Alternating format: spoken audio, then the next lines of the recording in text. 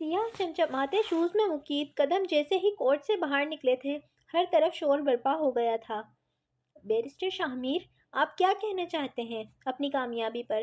آج آپ نے ایک بہت بڑی جیت پھر سے اپنی ایمانداری سے اپنے نام کر لی ہے، کیا کہنا چاہیں گے؟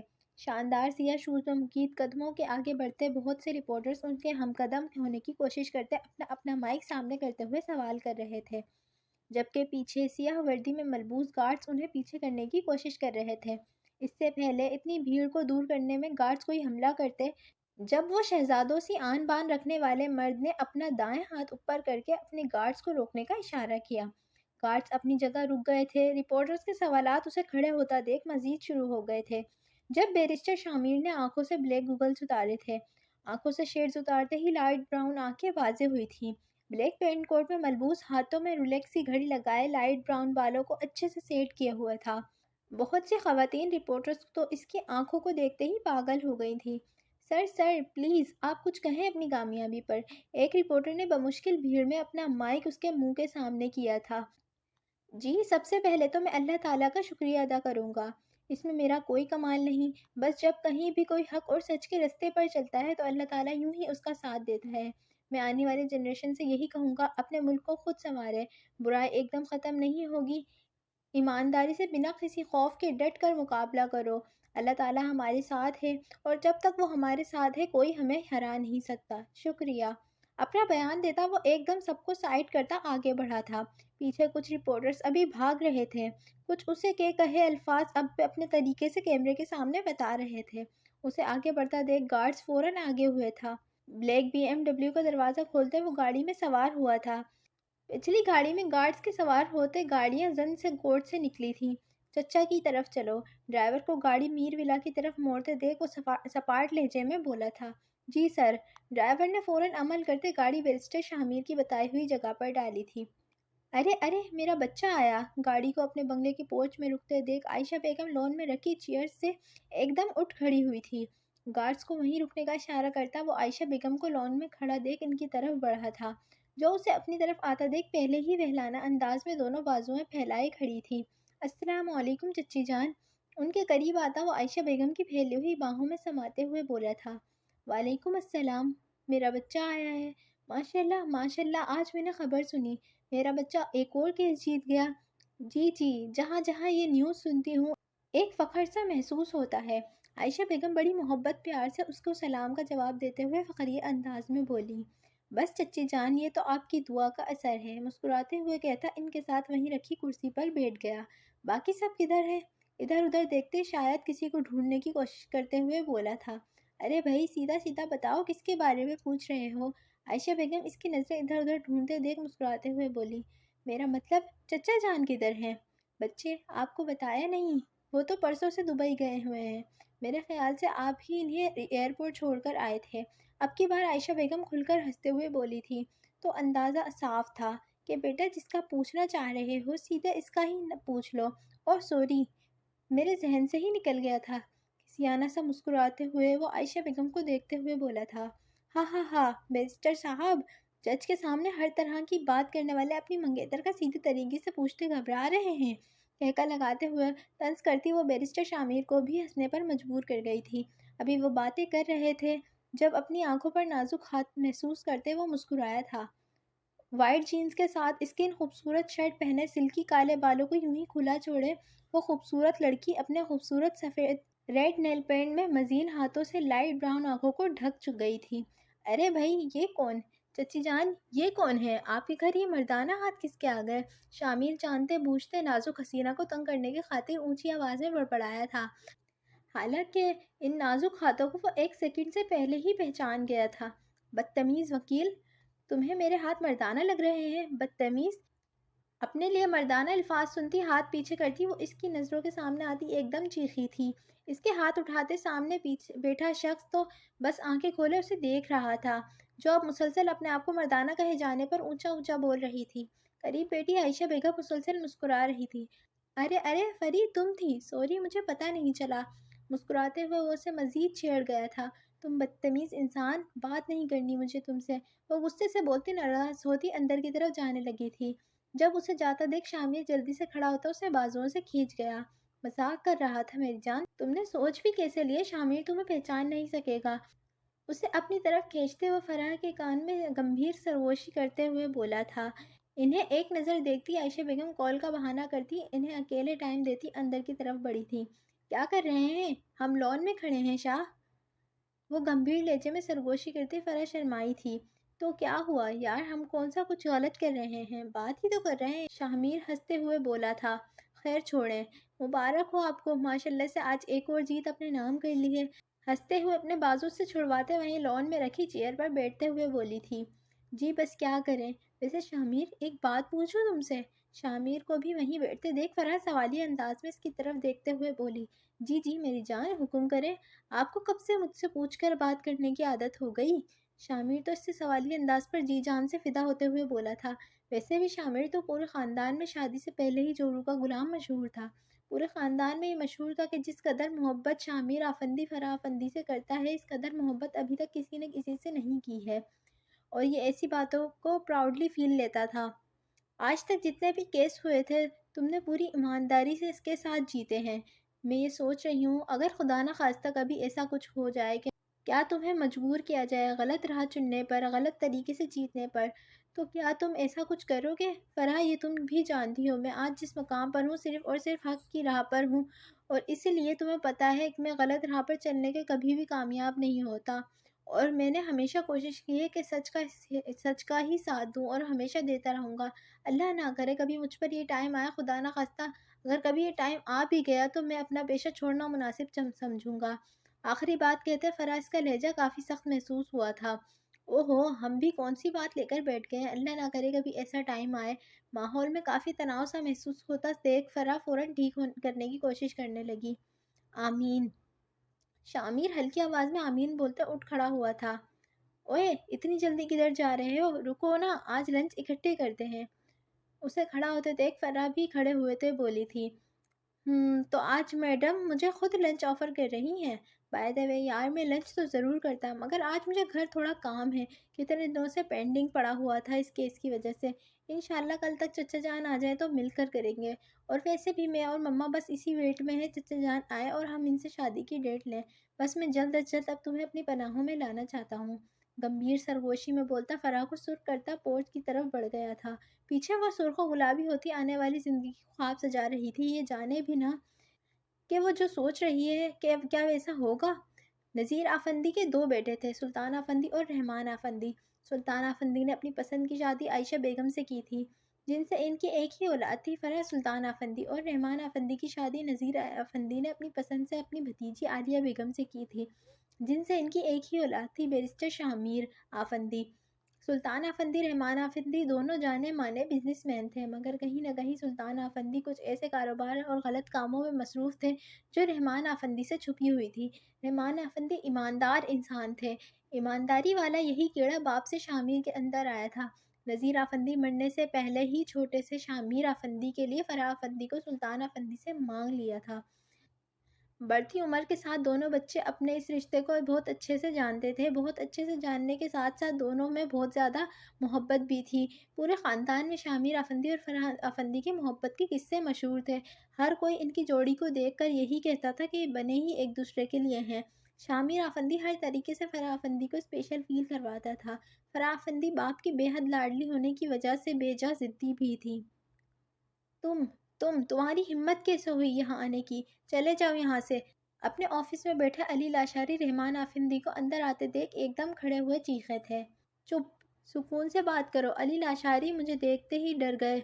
अरे, इसमें डरने वाली क्या बात है? मैं तो तुम्हारा दोस्त हूँ। बकवास बंद करो अपनी और निकलो यहाँ से। दोस्त? तुम खुद को मेरा दोस्त कहते हो?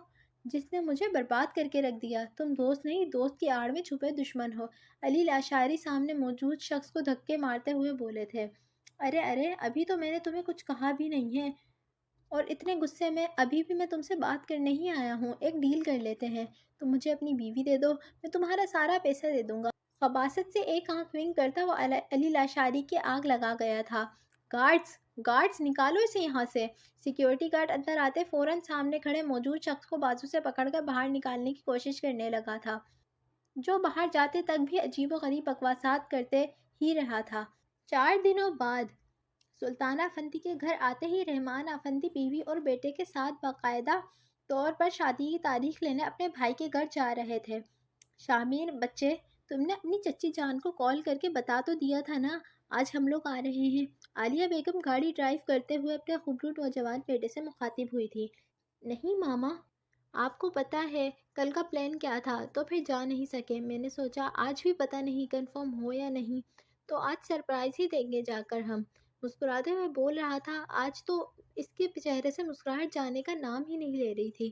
بیرسٹر شامیر شہزادوں سی آن بان رکھنے والا گھر میں بہت چل رہتا تھا، مگر یہی شامیر کورٹ میں کسی کو اپنے آگے بولنے نہیں دیتا تھا۔ چلو بھائی، یہ بھی اچھا کیا، آج جا کر ہی سرپرائز دیتے ہیں۔ رحمان صاحب بھی مسکراتے ہوئے ان کی باتوں میں حصہ لیا۔ گاڑی جیسے ہی سلطان ولا کے پورچ میں رکی تھی، اندر سے آتی چیخ پکار کی سنتے وہ وہیں سب رک گئے تھے۔ کیا ہوا ہے؟ یہ تو پولیس کی گاڑی ہے۔ رحمان صاحب پورچ میں کھڑے دوسری گاڑی کو دیکھ کر حیران ہوتے ہوئے بولے تھے۔ بیرسٹر شامیر بنا دیر کیے اندر بڑھا تھا۔ سامنے کا منظر دیکھ کے اس کے پاؤں کے نیچے سے زمین نکل گئی تھی۔ دو پولیس افسران سلطان صاحب کو ہتھکڑی لگا رہے تھے۔ یہ کیا ہو رہا ہے؟ تم لوگوں کی ہمت کیسے ہوئی میرے گھر آنے کی؟ وہ دہاڑتا آگے کی طرف بڑھا تھا۔ السلام علیکم بیرسٹر صاحب۔ شامیر کی دھاڑ پر دونوں پولیس والے ایک دم الرٹ ہوتے اسے سلام کرنے لگے۔ میں پوچھ رہا ہوں تم لوگوں کی ہمت کیسے ہوئی میرے گھر آنے کی اور میرے چچا جان پر ہاتھ ڈالنے کی؟ بنا ان کے سلام کا جواب دیے وہ غصے سے دہاڑا تھا۔ شامیر صاحب، ہم معافی چاہتے ہیں مگر ہم مجبور ہیں۔ کورٹ سے آرڈر آیا ہے۔ آپ کے چچا سلطان نے پرسوں رات کو علی لاشاری کا قتل کیا ہے۔ کیا بکواس ہے یہ؟ تم لوگ ہوش میں تو ہو؟ تم لوگ کیا کہہ رہے ہو؟ سر، ہم سچ کہہ رہے ہیں۔ پرسوں رات علی لاشاری کا قتل ہوا ہے، جن کا قتل آپ کے چچا سلطان افندی نے کیا ہے۔ علی لاشاری کے قتل ہونے سے پہلے ایک دن پہلے سلطان افندی خود ان کے آفس میں جا کر ان کو دھمکیاں دے کر آئے ہیں اور اگلے ہی دن ان کا قتل ہو گیا۔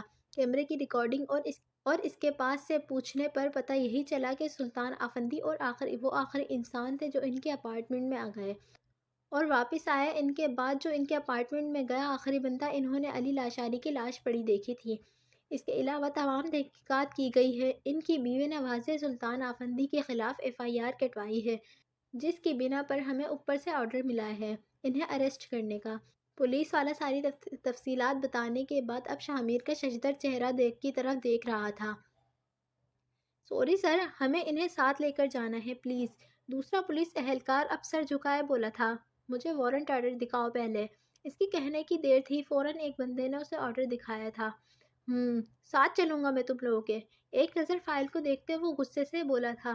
فرح جو کب سے سیڑھیوں پر کھڑی سب دیکھ رہی تھی، شامیر کی بات پر اونچی اونچی رونے لگی تھی۔ شامیر کو دیکھ کر اسے حوصلہ ملا تھا کہ اب وہ اس کے بابا کو کہیں جانے نہیں دے گا، مگر اس کے ساتھ چلنے کا سنتی وہ رونے لگی تھی۔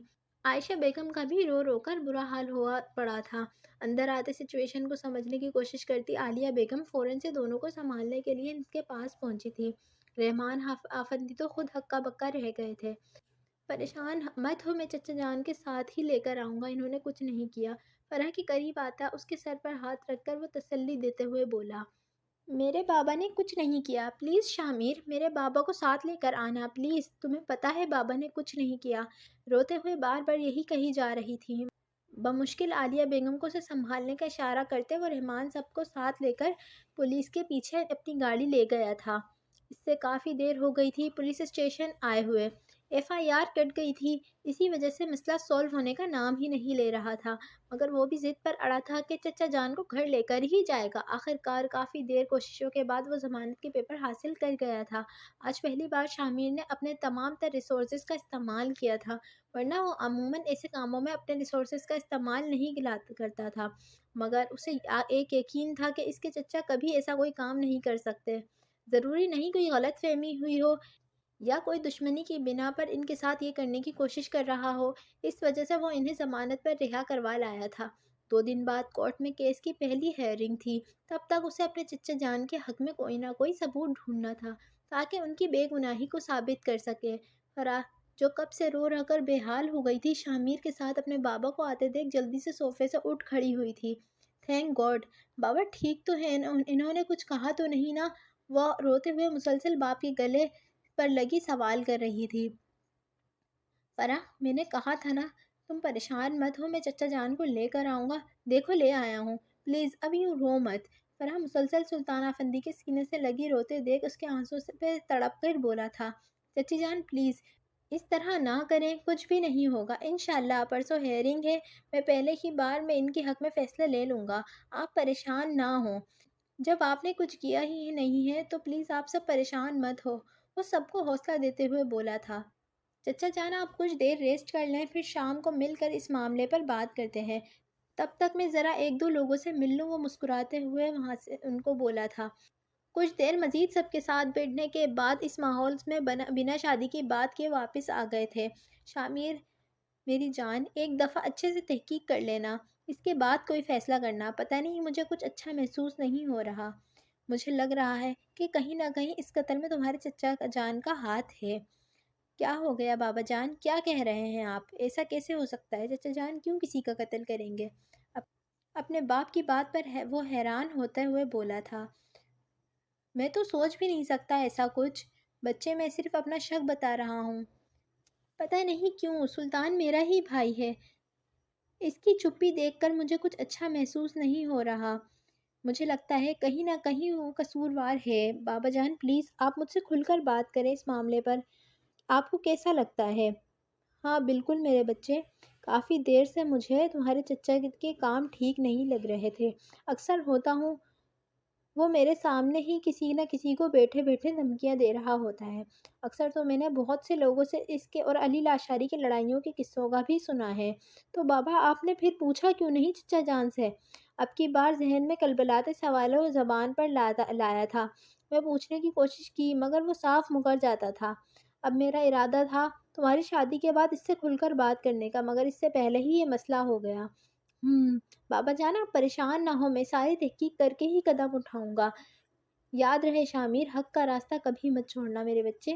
بیرسٹر شامیر کی بات پر اس کے سینے پر تھپکی دیتے ہوئے بولے تھے، جی بابا انشاءاللہ آپ پریشان مت ہو، کورٹ کی ہیئرنگ آنے میں صرف ایک دن رہ گیا تھا، بیرسٹر شامیر پوری کوشش کر رہے تھے اپنے چچا جان کی بے گناہی کے ثبوت اکٹھے کرنے کے لیے، مگر جو ثبوت اسے مل رہے تھے وہ برباد اسے ششدر کر رہے تھے۔ ہر چیز کو مد نظر رکھتے اس نے رحمان افندی سے مشورہ کر کے اپنے چچا سے بات کرنے کا فیصلہ کیا تھا، آج وہ اسی مقصد سے ان سے باہر اپنے فارم ہاؤس میں ملنے آیا تھا۔ السلام علیکم چچا جان، سلام کرنے کے بعد وہ ان کی طرف متوجہ ہوا تھا، چچا جان کیا واقعی آپ نے علی لاشاری کا قتل کیا ہے؟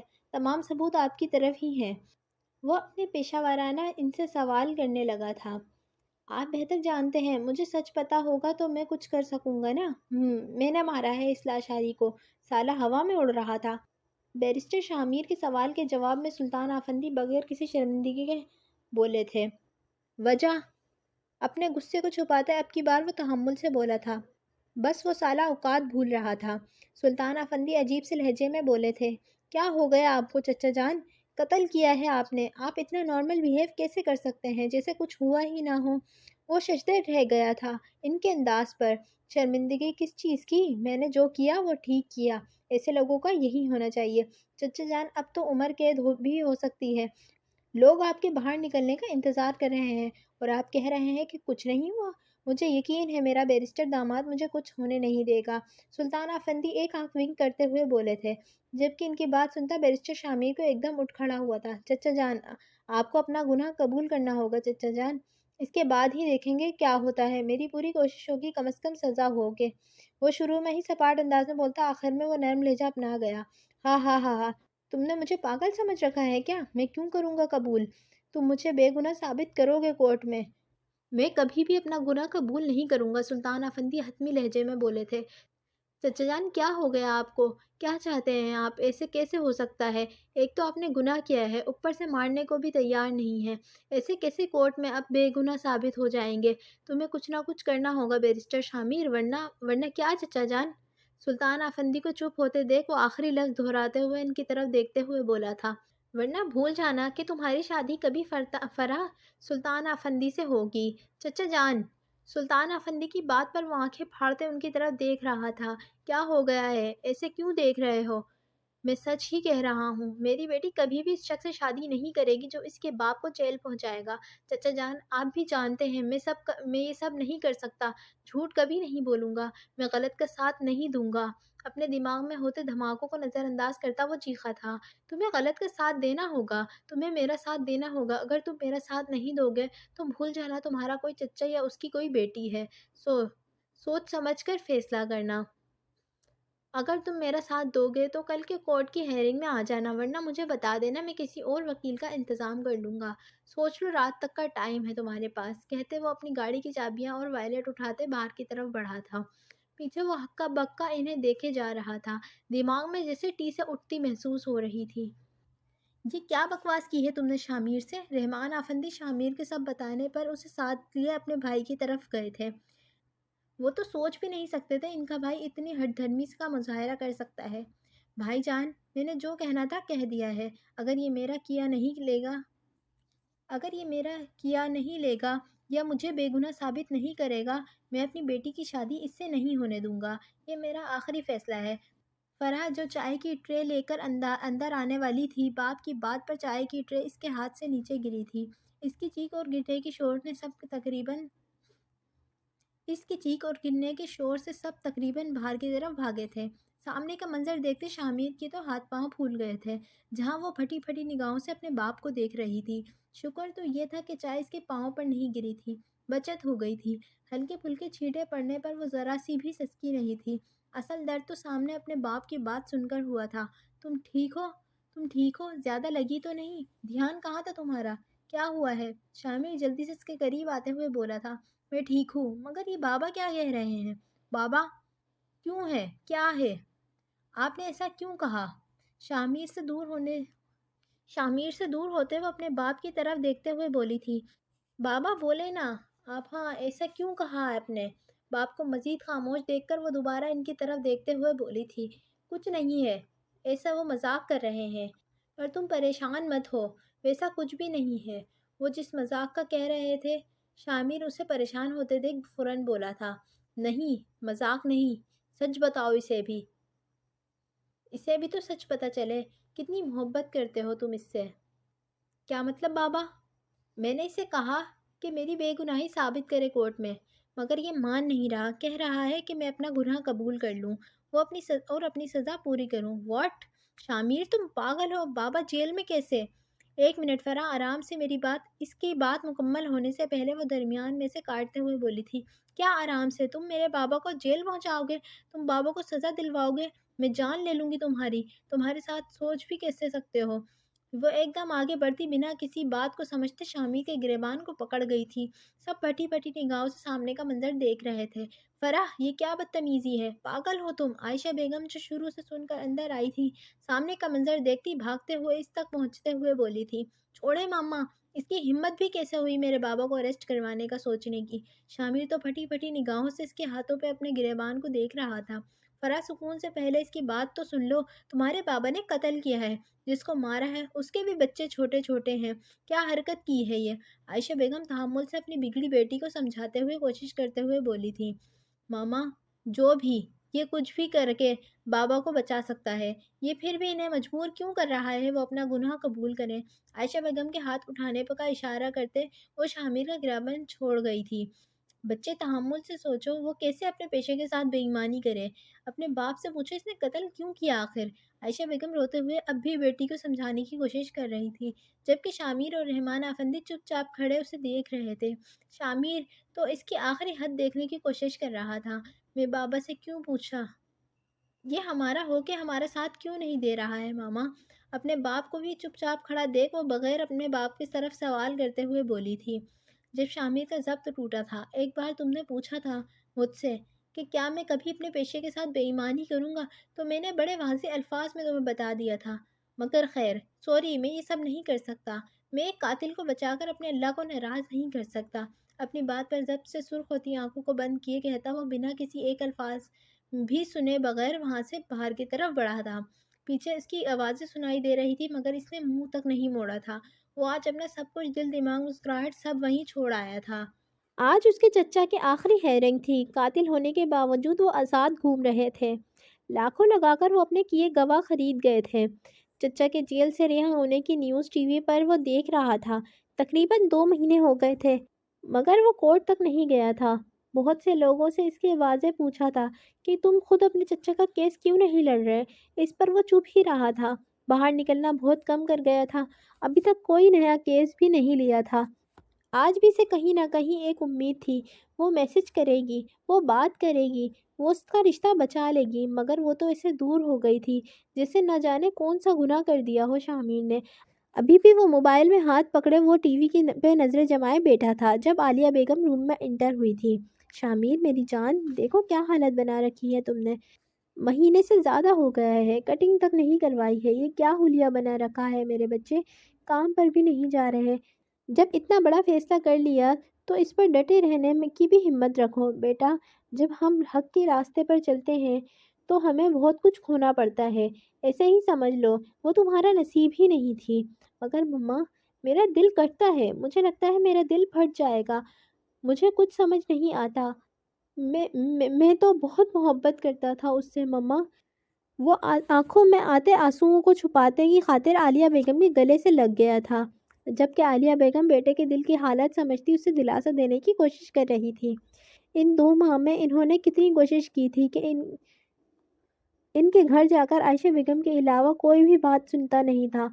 فرح تو کافی بدتمیزی بھی کرتی تھی جو کہ انہوں نے شامیر کو بتائی تک نہیں تھی۔ 3 سال بعد وقت کام ہے گزرنا، گزر ہی جاتا ہے، اچھا ہو یا برا، مگر گزرنے والا وقت گزر ہی جاتا ہے۔ کوئی کسی کے لیے کہیں بھی نہیں ٹھہرتا، نہ کسی کے جانے سے زندگی رک جاتی ہے، نہ کسی کے آنے سے، سب گزر جاتا ہے، کسی کے جانے سے بھی سب گزر جاتا ہے۔ یہی اس کے ساتھ بھی ہوا تھا۔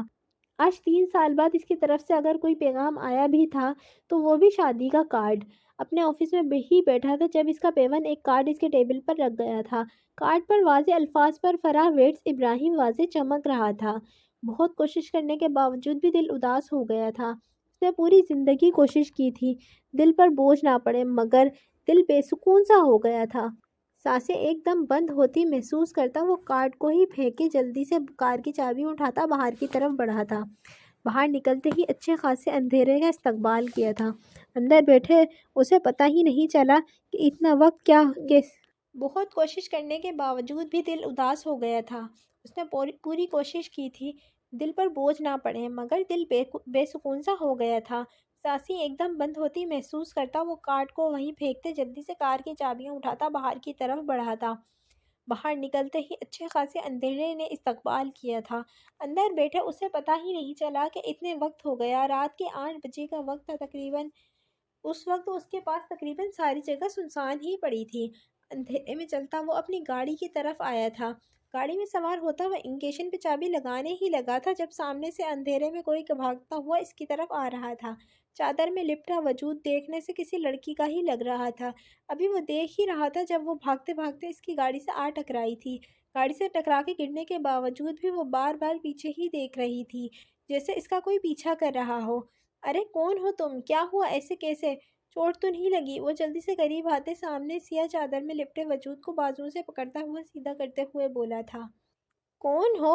پلیز پلیز، آپ کو اللہ کا واسطہ مجھے بچا لیں، وہ بار بار پیچھے دیکھتے ہوئے بولی تھی۔ منہ پر ابھی بھی نقاب تھا، سارا وجود چادر میں لپٹا ہوا تھا۔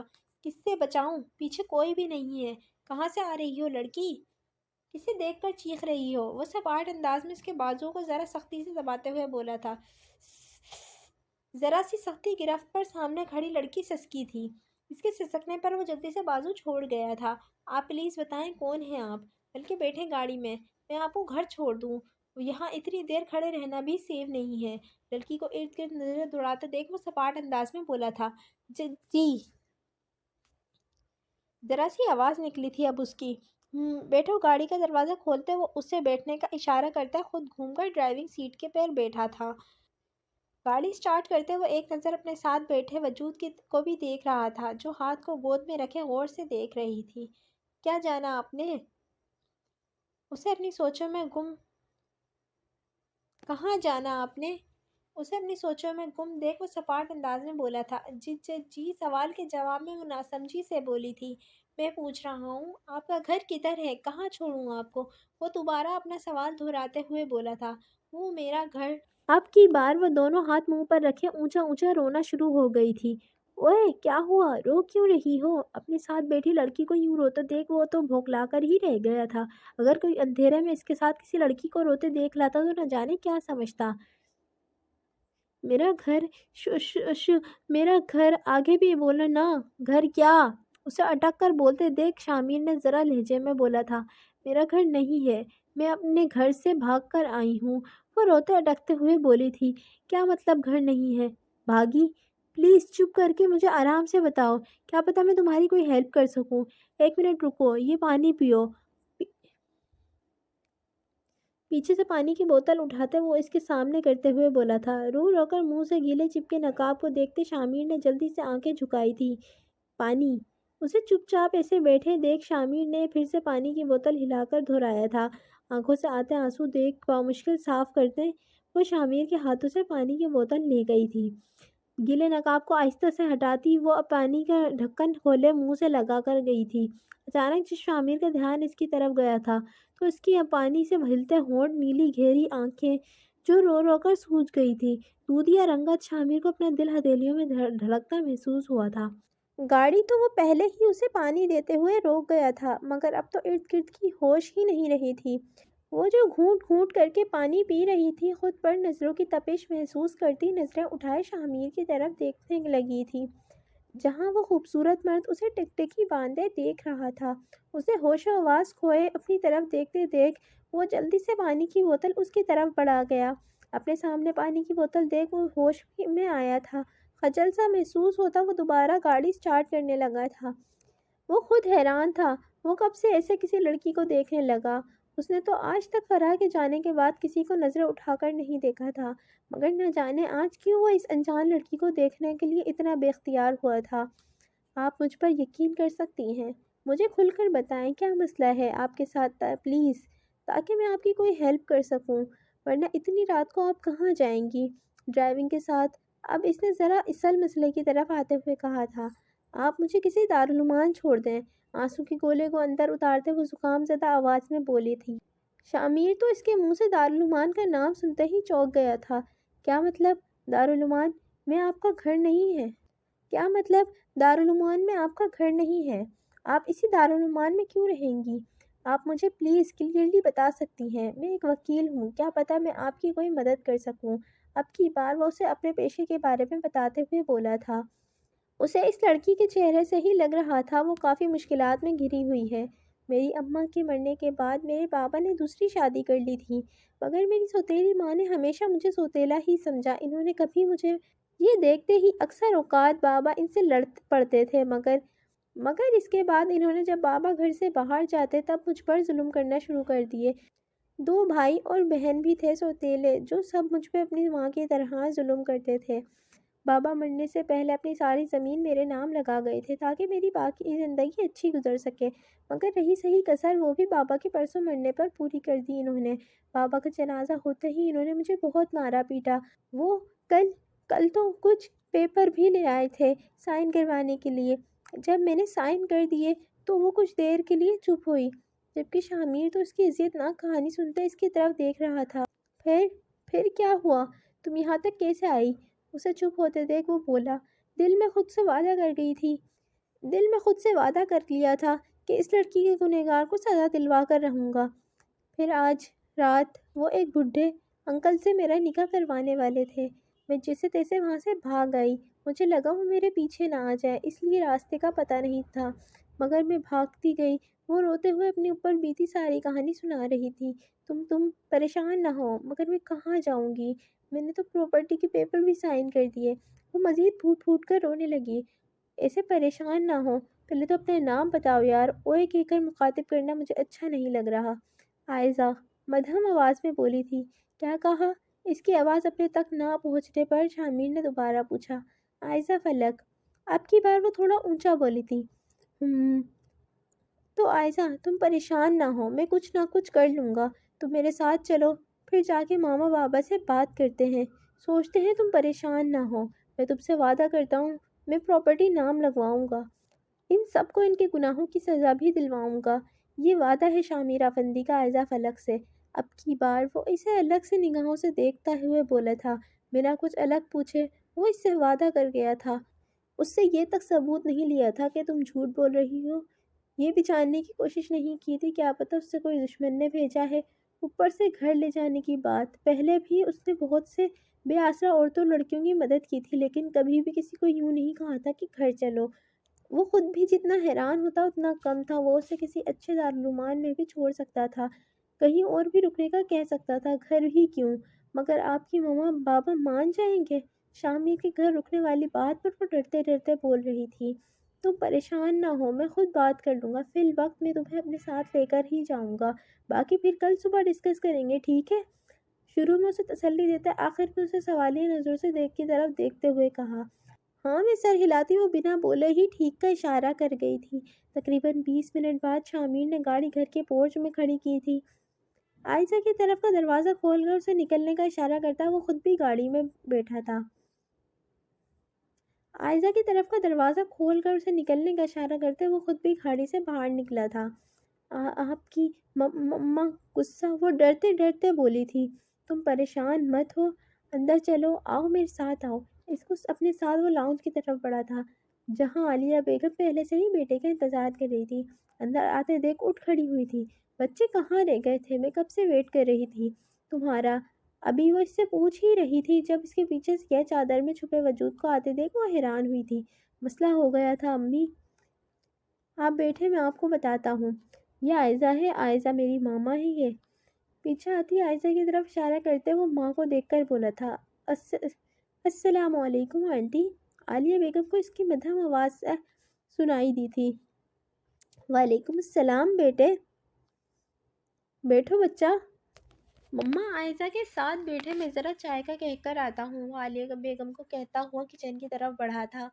عالیہ بیگم اس سے پہلے اسے خود کچھ پوچھتی وہ ملازمہ کو چائے کا کہتا دوبارہ ان کے پاس آیا تھا۔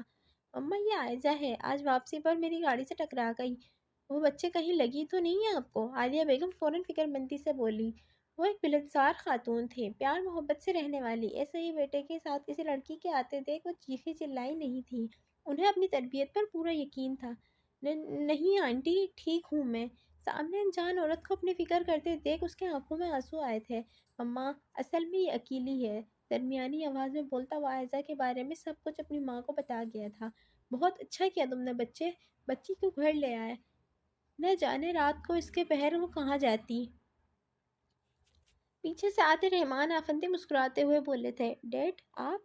باپ کو سامنے دیکھ وہ مسکراتے ہوئے بولا تھا، ہاں جی بچے، تم پریشان نہ ہو، ہم تمہارے ساتھ ہیں، شکریہ انکل۔ آنکھوں میں آنسو لیے وہ جلدی سے بولی تھی، آپ سب اچھے ہیں، مجھے سب نے چھوڑ دیا مگر آپ لوگوں نے میرا ساتھ دیا، وہ روتے ہوئے بولی، جبکہ عالیہ بیگم اسے سینے سے لگاتے چپ کروا رہی تھی، مگر رحمان آفندی اپنے بیٹے کے مضطرب حالت دیکھ کر حیران رہ گئے تھے۔ عائزہ نے جیسے ہی رونا شروع کیا تھا اس کے پھر سے آنسو آتے تھے، وہ نامحسوس انداز میں مٹھیاں بھیج گیا تھا، خود کو سمجھنے سے قاصر، اپنی سوچوں سے اکیلے میں نپٹنے کا سوچتے وہ بنا کسی سے آنکھیں ملائے اللہ حافظ کہتا اپنے روم کی طرف بڑھ گیا تھا، جبکہ پیچھے سے عالیہ بیگم نے عائزہ کو کھانا کھلایا اور اسے اپنا نیا جوڑا دیا تاکہ وہ چینج کر کے آرام سے سو سکے۔ اس کے لیے گیسٹ روم بھی کھلوا دیا تھا۔ روم میں آتے ہی وہ اندر کی بے چینی کو کم کرنے کی خاطر شرٹ اتار کر صوفے پر پھینک گیا، مگر ابھی بھی کوئی سکون نہیں آیا تھا۔ آخر وہ 1 منٹ میں ایسا کیا جادو کر گئی تھی کہ اس کی نیلی آنکھیں میری آنکھوں کے سامنے جا ہی نہیں رہی۔ مسلسل چکر لگاتے وہ یہی سوچ رہا تھا، کہاں کی ورا، کون فرا، کس کی شادی، وہ کیوں اداس تھا وہ تو بھول گیا تھا۔ یاد تھا تو بس ان نیلی آنکھوں میں آنسو۔ مجھے لگتا اس سے محبت ہو گئی ہے۔ کافی دیر سے اندر سے آتی آوازوں کو اگنور کرنے کے بعد آخرکار وہ محبت لفظ دوبارہ زبان پر لاتے ہوئے بولا، محبت؟ اب کی بار ذرا اونچا بولتا خود سے سوال کر رہا تھا، محبت؟ تمہیں محبت ہو گئی ہے شامیر؟ مگر میں تو فرحہ سے محبت کرتا تھا، دل کی آواز پر وہ کانپتے ہوئے بولا تھا۔ فرحہ سے محبت نہیں تھی شامیر، وہ بس تم لوگوں کی اٹیچمنٹ تھی، اگر اس سے محبت ہوتی تو آج اس کی شادی والے دن تم یوں نہ بیٹھے ہوتے۔ بس گھر والوں نے ذہن میں بات ڈال دی، وہی سنتے بڑے ہو گئے دونوں، اور آس پاس ہونے کی وجہ سے ہر جگہ اکٹھے آنے جانے لگے، چرچے ہونے لگے دونوں کے، مگر وہ محبت نہیں تھی شامیر۔ محبت تو یہ ہے پہلی نظر کی محبت، دل اور دماغ کی جنگ میں آخرکار وہ دل کی مان گیا تھا، وہ مان گیا تھا کہ اس سے پہلی نظر میں ہی محبت ہو چکی ہے۔ وہ صبح ہوتے ہی اپنی ماما سے بات کرنا چاہ رہا تھا۔ وہ مزید ایک دن بھی اس لڑکی کے آنسو نہیں دیکھ سکتا تھا۔ صبح ہوتے ہی وہ رحمان افندی اور عالیہ افندی سے بات کر چکا تھا۔ بھلا انہیں اس چیز سے کیا مسئلہ تھا؟ وہ تو پہلے ہی چاہتے تھے ان کا بیٹا کہیں نہ کہیں شادی کر لے۔ عالیہ افندی تو جھٹ سے ہاں میں سر ہلا گئی تھی۔ انہیں خود عائزہ بہت پسند آئی تھی، مگر ماما اس سے بات آپ کو کرنی پڑے گی۔ کیا مطلب؟ میرا بیٹا پسند تم نے کیا ہے تو بات بھی تم بھی کرو نا۔ ماما اگر میں اس سے بات کروں گا تو وہ مجھے غلط نہ سمجھ لے، اس لیے میں چاہتا ہوں کہ آپ ہی اس سے بات کریں۔ آپ کریں گی نا اس سے بات؟ اب کی بار وہ سوالیہ نگاہوں سے ماں کی طرف دیکھتے ہوئے بولا تھا۔ ہاں ضرور میری جان، کروں گی، کیوں نہیں کروں گی، چلو ٹھیک ہے، میں اس سے بات کرتی ہوں۔ باپ بیٹا عالیہ بیگم کی بات پر کھل کر مسکرائے تھے۔ ماما پلیز جلدی بات کر لیں، میں جلدی ہی اس سے نکاح کرنا چاہتا ہوں۔ ضرور میری جان، عالیہ بیگم مسکراتے ہوئے اس کے سر پر ہاتھ رکھتے ہوئے بولی۔ اسے اس گھر میں آیا آج 5واں دن تھا۔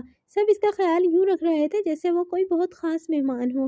عالیہ بیگم اس سے سارا دن اس کے کھانے وغیرہ کا پوچھتی رہتی۔ اسپیشل اپنے ڈیزائنر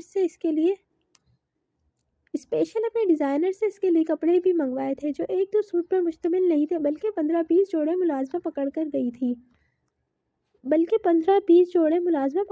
گئی تھی۔ شامیر سے اس کی ملاقات بس کیس کے سلسلے میں ہی ہو رہی تھی، ورنہ وہ سارا دن کورٹ کچہری ہی میں مصروف رہتا تھا۔ عائزہ سے ساری معلومات لینے پر اس نے FIR کٹوا دی تھی۔ پولیس کے ساتھ عائزہ کے گھر گیا وہ خود۔ عائزہ کو اس نے ایک بار بھی نہیں کہا چلنے کا۔ وہ سارا کچھ خود کرنا چاہتا تھا۔ وہ اپنی عزت کو اب کورٹ کچہری لے کر گھومنے والا نہیں تھا۔ عالیہ بیگم بھی جلد از جلد عائزہ سے بات کرنا چاہتی تھی۔ شامیر کے کہنے پر رک گئی تھی۔ شامیر کا کہنا تھا وہ ایک بار یہ کیس جیت جائے اس کے بعد ہی اب شادی کریں گے۔ آج کیس کی ہیئرنگ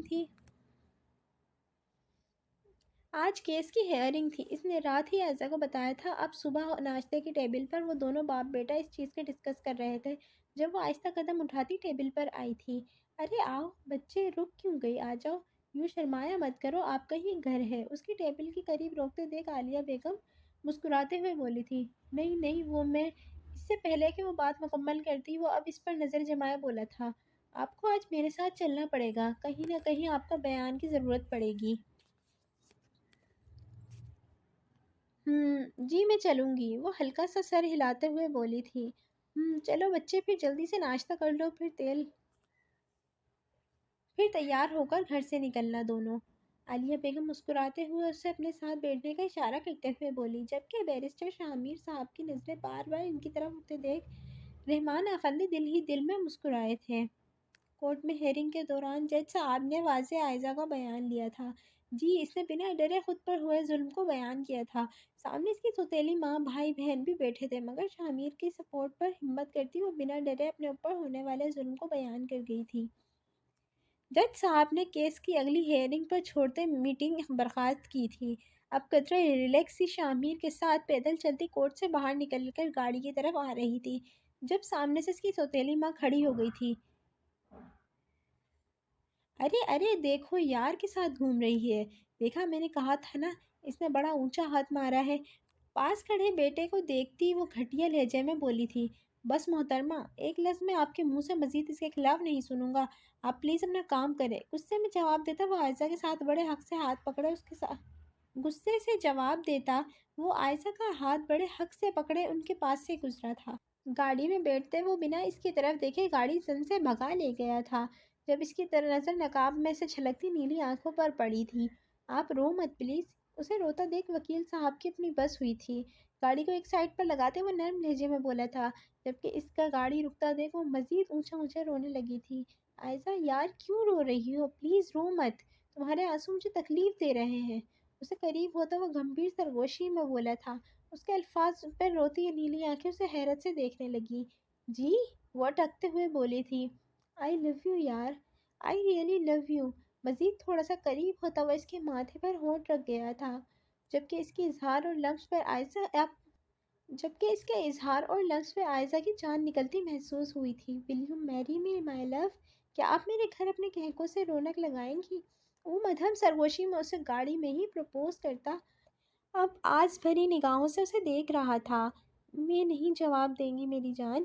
وہ تو جلدی ہی اپنے طرز مخاطب پہ بدل گیا تھا۔ عائزہ تو اس کی شدت بھری نگاہوں کو تاب نہ لاتے ہوئے ہاں میں سر ہلاتی اس کے سینے میں ہی گھس گئی تھی۔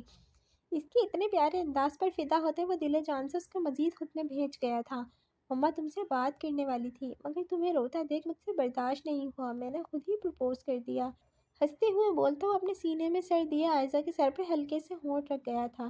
اس کی بات سنتی عائزہ ہوش میں آتی اپنی پوزیشن کا خیال کرتی سرخ گلابی ہوئی تھی، جلدی پیچھے ہونے کی کوشش کرنے لگی تھی۔ ارے ارے مائی لو، کہاں جانا ہے؟ اب پیچھے ہوتے دیکھ وہ مسکراتے ہوئے بولا تھا۔ آپ پلیز گاڑی چلائیں۔ وہ پیچھے ہوتی جلدی سے بولی تھی۔ شامیر تو اس کے چہرے پر خوبصورت رنگ دیکھتے ہی فدا ہو گیا تھا۔ خود پر وہ مشکل پاتے وہ گاڑی کو دوبارہ سٹارٹ کر گیا تھا۔ پھر سب جلدی جلدی ہوتا گیا تھا۔ جیسے ہی عالیہ بیگم کو عائشہ کی ہاں کا پتہ چلا وہ تو صدقے واری جا رہی تھی۔ 2 دن کے اندر اندر انہوں نے شادی کی تیاریاں شروع کر لی تھیں۔ سب گھر میں وہی تھے، اس وجہ سے نکاح مہندی کی رات ہی ادا کرنے کا سوچ لیا تھا۔ پیلے رنگ کے لہنگے چولی میں پھولوں کی جیولری پہنے، ہلکا ہلکا میک اپ اسے اور کھلے لمبے بال پر ٹیکا لگائے وہ خود بھی ایک پھول ہی لگ رہی تھی۔ جب سے وہ یہاں آئی تھی آج پہلی بار اس نے سر سے دوپٹہ اتارا تھا، بال کھلے چھوڑے تھے۔ اس کے بال تقریباً گھٹنوں سے نیچے تک آ رہے تھے۔ براؤن خوبصورت بال اس کے حسن کو مزید چار چاند لگا رہے تھے۔ مہندی کی رسم سے پہلے سب کی باہمی رضامندی سے کمرے میں ہی اس کا نکاح پڑھا دیا گیا تھا۔ مولوی صاحب کے سامنے قبول ہے بولتے وقت وہ عالیہ بیگم کی گلے لگتی شدت سے رو دی تھی۔ کسی اپنے کو آج بھی ساتھ نہ دیکھ کے وہ کافی دکھی تھی، مگر عالیہ بیگم نے کافی محبت سے سنبھالا تھا اسے۔ نکاح ہوا کے جانے کے بعد کچھ دیر اس کا میک اپ وغیرہ ٹھیک کرنے میں لگا تھا۔ رسم کی ارینجمنٹ باہر لان میں کی گئی تھی۔ عالیہ بیگم اسے باہر لان میں لے آئی تھی جہاں اس کا دولہا بلیک شلوار قمیض میں گلے میں بلیک رنگ کا دوپٹہ ڈالے بیٹھا تھا۔ اپنی بیوی کو آتا دیکھ ایک دم کھڑا ہو گیا تھا۔ آج وہ اسے جی بھر کے دیکھ سکتا تھا۔ جو پریوں سے حسن لیے بیرسٹر شامیر کا دل کا سخ چین لوٹ چکی تھی۔ وہ پیشے کا وکیل لڑکا اپنے دل کو ہی ہار گیا تھا۔ مسلسل نظریں اس پر جمائے وہ اسٹیج پر چڑھنے کے لیے اپنا دائیں ہاتھ سامنے کر گیا تھا۔ اس کی حرکت پر ساروں نے ہوٹنگ کی تھی۔ عائشہ سب کی ہوٹنگ پر مزید شرمندہ ہوئی تھی، مگر عالیہ بیگم نے خود ہی اس کے گجروں سے مزین ہاتھ بیرسٹر شامیر کے ہاتھ میں رکھ دیا تھا۔ دونوں اسٹیج پر ایک ساتھ بیٹھے بہت حسین لگ رہے تھے۔ بہت سے لوگ حسد کا بھی شکار تھے۔ سلطان افندی کو اس نے کارڈ تو بھجوایا تھا مگر وہ آئے نہیں تھے۔ آہستہ آہستہ سب باری باری آ کر دونوں کے مہندی لگا رہے تھے۔ شامیر کے ننیال سائڈ والے کزن نے کافی ہلا گلا کیا تھا۔ مہندی کی رسم ختم ہو گئی تھی جب عالیہ بیگم نے اس کے روم میں چھوڑ کر آئی تھی۔ وہ ابھی چینج کرنے ہی جانے والی تھی جب اچانک سے اس کے کمرے کا دروازہ کھلا تھا۔ بیرسٹر شامیر مسکراتے ہوئے کمرے میں داخل ہوا تھا۔ عائزہ کی تو جان ہوا ہوئی تھی اسے دیکھ کر۔ آپ اٹکتے ہوئے بولی تھی۔ جی بیوی جان، وہ کھل کر مسکراتا اس کی قریب آتا ہوئے بولا تھا۔ نکاح مبارک بیوی جان۔ وہ نئے طرز سے مخاطب اسے پکارتا عائزہ کو مزید بلش کرنے پہ مجبور کر گیا تھا۔ آپ کو بھی، مزید روحان سے ہوتے ہوئے بولی تھی۔ کیا؟ مجھے بھی؟ اب شرارتی نگاہوں سے اس کی طرف دیکھتے ہوئے بولا تھا۔ نکاح مبارک، جزاک اللہ میری جان۔ اللہ تعالیٰ ہم دونوں کو اس رشتے میں خوش رکھے، آمین۔ محبت سے کہتے ہوئے اسے قریب آتا اسے سینے سے لگا گیا تھا۔ شرماتی لجاتی وہ بھی اپنے دونوں بازوؤں سے اس کے گرد باندھ گئی تھی۔ صبح ہماری زندگی کا بہت بڑا دن ہے، سب خیریت سے ہو جائے، پرسوں پھر کیس کے آخری ہیئرنگ ہے اور میں یقین سے کہتا ہوں فیصلہ ہمارے حق میں ہی ہوگا۔ وہ مسکراتے ہوئے اسے سینے میں مزید بھیجے ہوئے بولا تھا۔ بہت شکریہ۔ عائشہ اس کے سینے میں منہ دیے مدھم لہجے میں بولی تھی۔ کس لیے بیوی جان؟ جانتے پوچھتے وہ پھر سے شرارت سے بولا تھا۔ میری زندگی کو بہار بنانے کے لیے۔ اس کے اتنے پیارے اظہار پر شامیر کو تھوڑا پیچھے ہوتا دیکھ اس کے ہونٹوں پر جھکا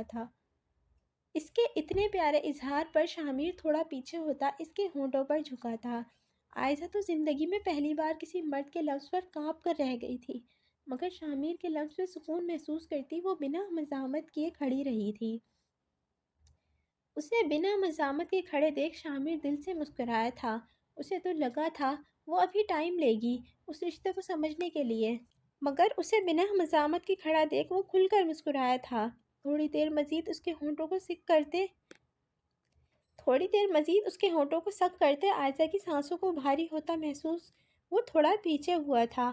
اسے پیچھے ہوتا دیکھ عائزہ اپنی بھاری سانسوں کو اس کے سینے پر سر رکھے بحال کرنے کی کوشش کرنے لگی۔ وہ مسکرایا تھا مگر شدت جذبات سے سرخ ہوتی آنکھوں کو بند کیے وہ اپنے جذبات پر قابو پانے کی کوشش کر رہا تھا۔ بس ایک دن کی بات ہے شامیر، پھر وہ تیری ہے۔ دل میں خود کو زرنش کرے وہ بار بار اس کے سر پر ہونٹ رکھ رہا تھا۔ دل میں خود کو زرنش کیے وہ بار بار اس کے سر پر ہونٹ رکھ رہا تھا۔ آپ کی آنکھیں ریڈ کیوں ہو رہی ہیں؟ ایک دم سر اٹھانے پر وہ شامیر کی سرخ آنکھوں کو دیکھ کر بولی تھی۔ کچھ نہیں میری جان، کچھ نہیں میری جان، اس بات کا جواب صبح ویڈنگ نائٹ پر دوں گا۔ مسکراتے اپنے جذبات کو لگام ڈالے وہ جلدی سے روم سے نکلا تھا۔ عائزہ تو ہکا بکا اس کو جلدی دیکھ رہی تھی، مگر اس کے جاتے اپنا منہ پر دونوں ہاتھ رکھے وہ شرماتے لجاتے بیڈ پر گری تھی۔ شام کے 5 کا وقت تھا۔ ایونٹ تقریباً اسٹارٹ ہونے والا تھا۔ پارلر والی شامیر کے گھر ہی اپنے ٹیم کے ساتھ آ گئی تھی۔ عائزہ کی سوتیلی ماں سے اس کو کافی دھمکیاں مل رہی تھی، اس لیے وہ عائزہ کی جان پر رسک نہیں لینا چاہتا تھا۔ ڈارک مہرون ویلویٹ کے لہنگے چولی میں ملبوس، خوبصورت ڈائمنڈ جیولری پہنے، براؤن خوبصورت بالوں کا جوڑا بنائے، بولڈ میک اپ میں وہ نظر لگنے کی حد تک خوبصورت لگ رہی تھی۔ آج تو شامیر کی خیر نہیں تھی۔ پارلر والی اسے مکمل تیار کر کے روم سے نکل گئی تھی۔ بارات کا فنکشن بھی بڑے پیمانے پر لان میں ارینج کیا گیا تھا۔ رحمان افندی کا دل تھا کہ بینکویٹ میں شادی کرنے کا، مگر شامیر نے اسپیشل اسلام آباد سے ایونٹ پلینر بلایا تھا، جنہوں نے لان کو 4 چاند لگا دیے تھے۔ پارلر والی کے روم سے جاتے وہ کھڑی ہو کر شیشے میں خود کو زاویے کو دیکھتے ہوئے مسکرا رہی تھی۔ شکر ہے میرا بچہ مسکرایا تو صحیح، صبح سے رو رو کر کیا حال کر لیا ہے۔ کمرے میں آتی عالیہ بیگم اسے مسکراتے دیکھ خود بھی مسکرائی تھی۔ صبح سے وہ اپنے باپ اور سگی ماں کو یاد کر کے رو رہی تھی، اب جا کے موڈ کچھ اچھا ہوا تھا۔ عالیہ بیگم کی آواز پر وہ مسکراتے ہوئے ان کی طرف دیکھنے لگی۔ جو سلور لانگ قمیص کے ساتھ کپڑے پہنے دوپٹے کو کندھے پر سیٹ کیے عالیہ بیگم نہایت خوبصورت لگ رہی تھی۔ میک اپ بس ہلکا پھلکا ہی کیا تھا۔ ماشاءاللہ بہت پیاری لگ رہی ہو میری بہو، عالیہ بیگم قریب آتے اس کے ماتھے پر ہونٹ رکھتے ہوئے بولی تھی۔ عائزہ نے ان کی محبت پر آنکھیں بند کر کے سکون محسوس کیا تھا۔ تھینک یو آنٹی، وہ فوراً شکریہ ادا کرتے ہوئے بولی تھی۔ ارے بھائی تھینک یو کی کیا بات، میری بیٹی ہے بھائی، بہت پیاری بیٹی، اور یہ آنٹی اب شامیر کی طرح بولنے کی عادت ڈال لو، اور یہ آنٹی نہیں، اب شامیر کی طرح مجھے مما بولنے کی عادت ڈال لو۔ جی ماما، عائزہ شرماتے ہوئے بولی تھی۔ عالیہ بیگم اسے ساتھ لیے اسٹیج پر آئی تھی، جہاں بلیک شیروانی میں اس کا دولہا سب کا حسن میں مات دے رہا تھا۔ باہر آنے سے پہلے عالیہ بیگم نے اس کے چہرے پر گھونگھٹ دے دیا تھا، جس کی وجہ سے شامیر اس کا چہرہ دیکھنے سے قاصر تھا، مگر گھونگھٹ کا فائدہ اٹھائے عائزہ نے اس کو جی بھر کے دیکھا تھا۔ عائزہ کے آ کر ساتھ بیٹھنے پر وہ مسکرایا تھا۔ سلامی وغیرہ کی رسم کے بعد کھانا کھاتے ہی رخصتی کی رسم ادا ہو گئی تھی۔ لان سے کمرے تک کا سفر ہی تو جانا تھا۔ عالیہ بیگم اسے شامیر کے کمرے میں بٹھا کر گئی تھی۔ وہ پہلی بار اس کے کمرے میں آئی تھی۔ بیڈ پر لہنگا پھیلائے وہ اپنے دولہے کا انتظار کرتی اس کے روم کو بھی دیکھ رہی تھی۔ وہ روم کسی شہزادے کا محل زیادہ لگ رہا تھا۔ روم کے ساتھ ہی بالکنی بھی تھی، جہاں شیشے کا دروازہ لگا ہوا تھا۔ اٹیچ واش روم تھا۔ تقریباً ہر دیوار شیشے سے مزین تھی۔ وہ کمرہ کم شیشے کا محل زیادہ لگ رہا تھا۔ کمرے کی وسط میں خوبصورت جہازی سائز بیڈ رکھا تھا، جیسے ویڈنگ نائٹ کی مناسبت سے سرخ پھولوں سے سجایا گیا ہو۔ آفر نہیں کیا ہوا تھا، بس کہیں کہیں گلاب کے گلدستے رکھے ہوئے تھے۔ سائڈ ٹیبل پر خوبصورت سے کینڈل رکھی تھی۔ کافی خوابناک سا ماحول تھا۔ وہ روم کی خوبصورتی میں اس قدر کھوئی تھی کہ کمرے میں آتے اپنے دولہے کو نوٹس ہی نہیں لیا۔ اسے ارد گرد دیکھنے پر مگن دیکھ وہ مسکراتے ہوئے اپنی شیروانی اتار کر صوفے پر رکھتا بالکل اس کے قریب آ کر کھڑا ہو گیا تھا۔ گھونگھٹ اس کے سر پر اب نہیں تھا۔ سکون سے اپنی بیوی کو دیکھ سکتا تھا، جو اتنی خوبصورت لگ رہی تھی کہ شامیر کا دل تیز تیز دھڑکنے لگا تھا۔ بیوی جان، اب مجھے اس کمرے سے جیلسی ہو رہی ہے۔ اسے اتنے مگن انداز میں دیکھتے وہ بالکل قریب ہوتا جیلسانہ انداز میں بولا تھا۔ آپ آپ کب آئے؟ اس کی آواز پر ڈرتے وہ ایک دم اچھلی تھی۔ کہاں سے آئے آپ؟ میڈم دروازے سے ہی آیا ہوں، مگر آپ نے مجھے محسوس ہی نہیں کیا۔ شروع سے شرارت سے کہتا آج وہ بچوں کی طرح شکوہ کرتے ہوئے بولا، نہیں نہیں، وہ مدھم لہجے میں پریشان ہوتے ہوئے بولی تھی۔ اس کی تو آپ کو سزا ملے گی۔ اسے پریشان ہوتا دیکھ وہ مزید شریر ہوا تھا۔ میں نے جان کر نہیں کیا، وہ آپ روم میں نہیں تھے تو بس وہ تو رونے والی ہو گئی تھی۔ آنکھوں میں سزا کے نام سن کر ایک دم نمی آنکھوں میں سزا کے نام پر ایک دم نمی آ گئی تھی۔ سزا کے نام پر سوتیلی ماں کی مار پیٹ یاد آ گئی تھی۔ عائزہ کی آواز میں نمی محسوس کرتے شاہمیر اپنے مذاق پر لعنت بھیجتا جلدی سے اس کی طرف جھکا تھا۔ شاہمیر اپنی مذاق پر لعنت بھیجتا جلدی سے اس کی طرف جھکا تھا۔ آئی ایم سوری میری جان، میں تو مذاق کر رہا تھا۔ میں آپ کو سزا دے سکتا ہوں بھلا؟ اس کے قریب ہوتے اسے یوں ہی بیٹھے سینے سے لگائے وہ گمبھیر لہجے میں بولا تھا۔ مجھے لگا آپ ماریں گے، وہ روتے ہوئے بولی تھی۔ ایسا دن کبھی نہیں آئے گا میری جان، میں تو اپنی بیوی جان سے اونچے لہجے میں بات تک نہ کروں، وہ ہنستے ہوئے بولا تھا۔ رکے، آپ کی منہ دکھائی دیتا ہوں، اتنی پیاری لگ رہی ہو۔ محبت سے لبریز لہجے میں وہ اس کے ماتھے پر شدت سے ہونٹ رکھتا وہ سائڈ ٹیبل سے ڈبی اٹھانے لگا تھا۔ ریڈ ویلویٹ کی خوبصورت ڈبی اس کے مردانہ ہاتھوں میں دیکھ عائزہ ہلکا سا مسکرائی تھی۔ اس میں کیا ہے؟ آہستہ سے پوچھا تھا۔ خود دیکھ لینا جانے من، محبت سے کہتا وہ اسے ڈبی پکڑا گیا۔ عائزہ نے آہستہ سے ڈبی کا ڈھکن کھولا تھا تو اس کے اندر خوبصورت بریسلیٹ دیکھ کر مسکرائی تھی۔ گولڈ اور ڈائمنڈ سے بنے وہ بریسلیٹ اس قدر خوبصورت لگ رہی تھی کہ عائزہ خوشی سے دونوں ہاتھ منہ پر رکھ گئی تھی۔ شامیر نے بریسلیٹ ڈبی سے نکال کر اسے پہنانے کی غرض سے اجازت لی تھی۔ ہاں میں سر ہلاتی ہوئے مسکراتے ہوئے اجازت دی گئی تھی۔ شامیر نے بریسلیٹ اس کے خوبصورت مہندی چوڑیوں گجرے سے مزین کلائی میں پہنائی تھی۔ بریسلیٹ کے حق لگاتے وہ اپنے گرم ہونٹ اس کی نازک کلائی پر رکھ گیا تھا۔ وہ اس کے لمس پر عائزہ شرمائی تھی۔ میں جیولری اتار دوں؟ اسے اتنی بھاری جیولری پہنے دیکھ شامیر محبت سے اجازت طلب کر رہا تھا۔ عائزہ تو اس کی ہر بات پر اجازت لینے پر ہی گھائل ہو گئی تھی۔ شامیر آپ کو اجازت ہے ہر کام کی، وہ مسکراتے ہوئے بولی تھی، جبکہ اس کے ہر کام کی بولنے پر شامیر نے اپنے انداز سے لیا تھا۔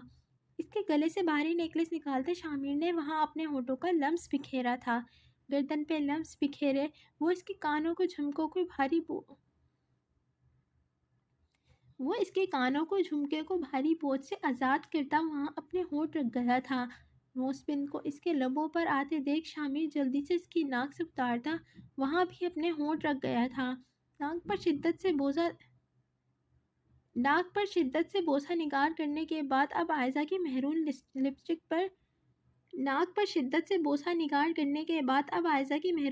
لپسٹک سے مزین ہونٹوں پر جھکا تھا۔ اس شدت سے جھکا تھا کہ عائزہ اپنی ہتھیلیاں نم ہوتی محسوس ہوئی تھی۔ اس کے ہونٹوں پر ہونٹ رکھے وہ اپنی طلب پوری کر رہا تھا، اپنے ہاتھ اس کے نازک جسم پر پھیرنے لگا تھا۔ عائزہ تو شامیر کے ہاتھوں میں بے باک حرکتوں پر کانپنے لگی تھی۔ مزید شدت سے اس کے ہونٹوں کی نمی کو اپنے ہونٹوں میں لیتا وہ ایک ہاتھ سے عائزہ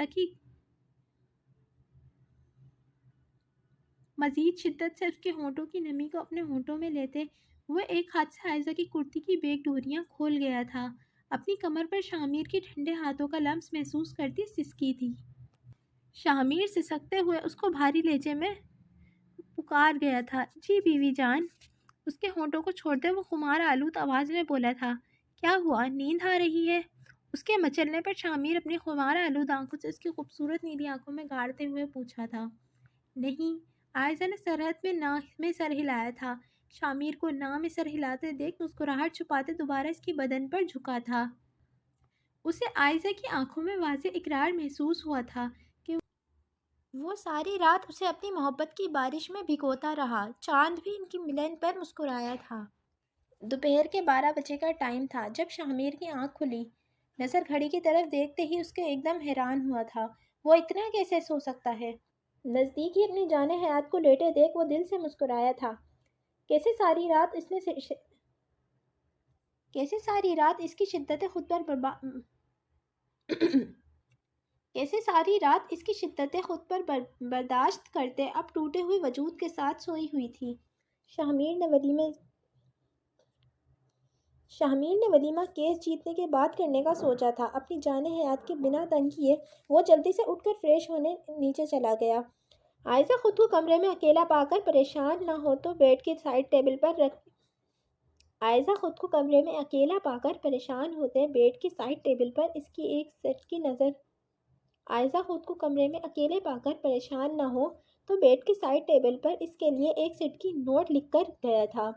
صبح کورٹ کو دوبارہ ہیئرنگ تھی اور وہ آج اپنے کام نپٹا لینا چاہتا تھا۔ تقریباً 2 بجے اس کی آنکھ کھلی۔ خود کو کمرے میں اکیلا پا کر وہ پریشان ہونے ہی والی تھی جب سائڈ ٹیبل میں پڑے سیٹ کی نوٹس پر نظر پڑی، جہاں خوبصورت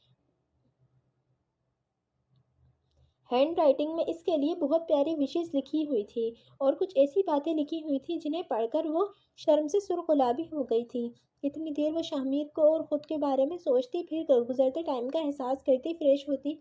کامدار بھاری اسکن لانگ قمیص کے ساتھ اسکن کیپری پہنے وہ میچنگ سوٹ دوپٹہ اوڑھے اچھے سے تیار ہو کر نیچے کی طرف گئی تھی۔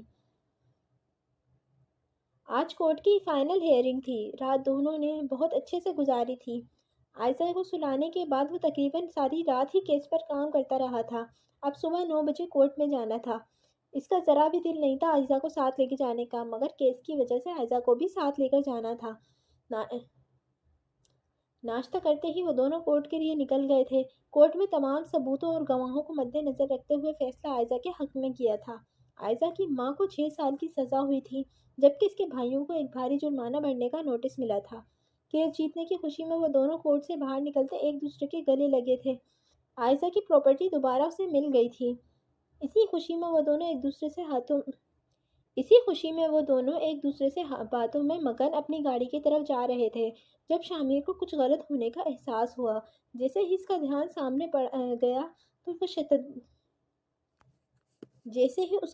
سامنے پڑا تو وہ ششدر رہ گیا، کیونکہ سامنے عائزہ کا سوتیلا بھائی عائزہ پر گن تانے کھڑا تھا۔ اس سے پہلے عائزہ پر فائرنگ کرتا شاہمیر عائزہ کو دھکا دیتا خود آگے آ گیا تھا۔ اسد، عائزہ کا سوتیلا بھائی، کی بندوق سے نکلتی گولیوں ایک کے بعد ایک شاہمیر کے سینے پہ جا لگی۔ اپنی گولیاں عائزہ کی جگہ شاہمیر کو لگتے دیکھ عائزہ کا بھائی فوراً وہاں سے بھاگا تھا، جبکہ عائزہ شاہمیر کو اپنے سامنے نیچے گرتا دیکھ زور سے چیخی تھی، شاہمیر پلیز آنکھیں کھولیں، شاہمیر کیا ہو گیا آپ کو، شاہمیر پلیز آنکھیں کھولیں، شاہمیر آپ ایسا نہیں کر سکتے، شاہمیر پلیز خدا کا واسطہ آنکھیں کھولیں، آپ مجھے چھوڑ کر نہیں جا سکتے شاہمیر۔ شاہمیر کے سینے میں سے پھل پھل خون بہتے دیکھ وہ زور زور سے چیخ رہی تھی۔ شاہمیر بمشکل اپنی آنکھیں کھولے رکھنے کی کوشش کرتا اس کی طرف دیکھ رہا تھا۔ عائزہ رو مت پلیز، میں ٹھیک ہوں۔ اتنی تکلیف برداشت کرنے کے باوجود وہ بھی عائزہ کی آنکھوں سے آنسو نکلتے دیکھ اپنے آپ کو ٹھیک ہونے کا کہہ رہا تھا۔ اس کے پاس لوگ اکٹھا ہونا شروع ہو گئے تھے۔ بیرسٹر شاہمیر کو یہاں کون نہیں جانتا تھا، اس لیے فوراً لوگ آگے بڑھتے جیسے تیسے کرتے اسے اسپتال پہنچا گئے تھے۔ کیسا ہے میرا بچہ؟ کیا ہوا اسے؟ عالیہ بیگم کو جیسے ہی پتہ چلا وہ فوراً ہاسپٹل پہنچی تھی۔ سامنے بدحواسی عائزہ کو دیکھتی وہ اس کے قریب آتے ہوئے بولی تھی، اور جب سے شاہمیر کا آپریشن تھیٹر لے گئے تھے تب سے وہیں دروازہ کے سامنے بیٹھی دروازے کو گھور رہی تھی۔ رو رو کر اب آنسو بھی سوکھ گئے تھے۔ آنٹی پلیز بچا لے شاہمیر کو، آنٹی بچا لے پلیز آنٹی، وہ مار گئے، وہ مجھے مارنے آئے تھے مگر شاہمیر کے آگے آ گئے۔ عائزہ کی باتیں سنتی عالیہ بیگم اسے گلے لگاتے خود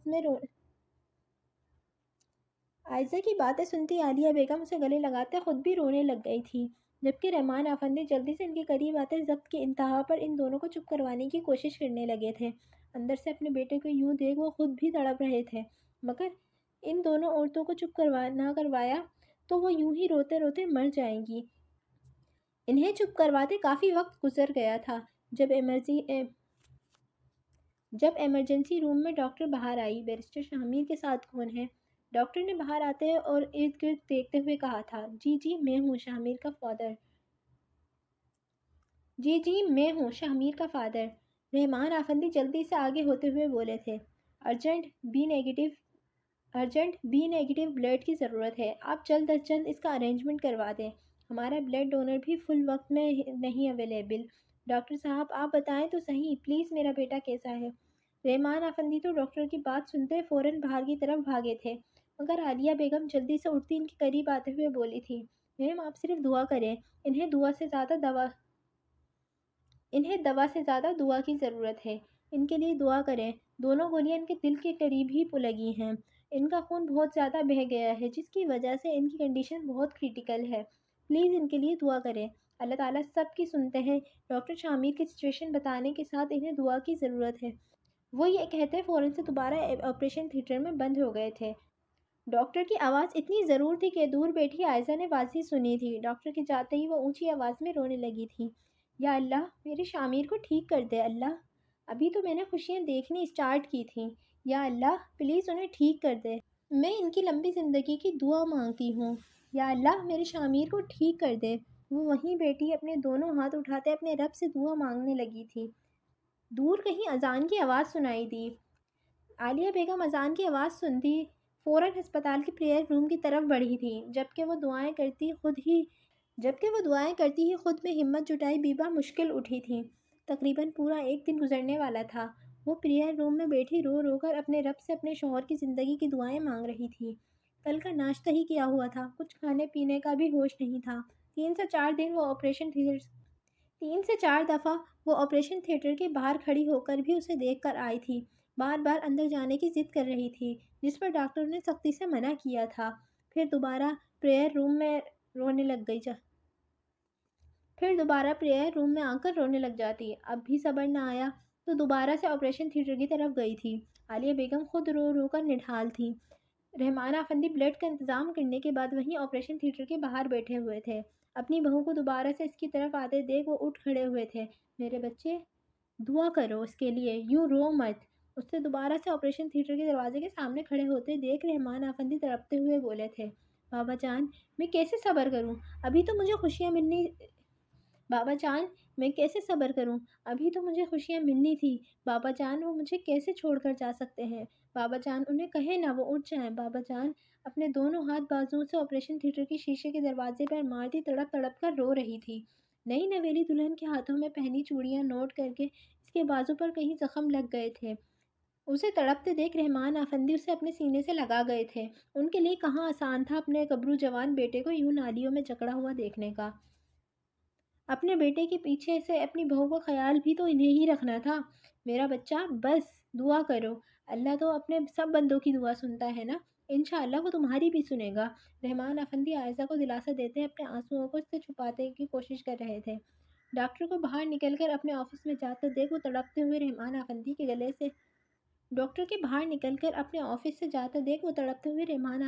گلے سے پیچھے ہوتی ڈاکٹر کے پیچھے بھاگی تھی۔